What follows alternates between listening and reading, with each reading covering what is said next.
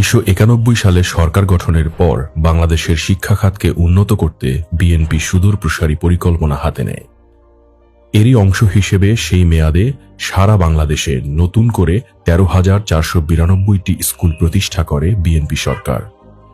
অর্থাৎ স্কুলের সংখ্যা আগের চেয়ে 46% বৃদ্ধি পায়। এতে করে শিক্ষক সংখ্যা বৃদ্ধি পায় 30% আর শিক্ষার্থী বৃদ্ধি পায় প্রায় 50%।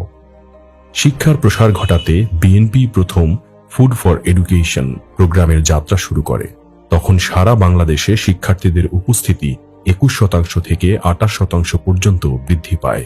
এতে করে বাংলাদেশের স্কুলগুলোতে গ্রস এনরোলমেন্ট রেট 83.8% থেকে বৃদ্ধি পেয়ে 102.4% উন্নীত হয়, যা লক্ষ্যমাত্রাকেও ছাড়িয়ে যায়।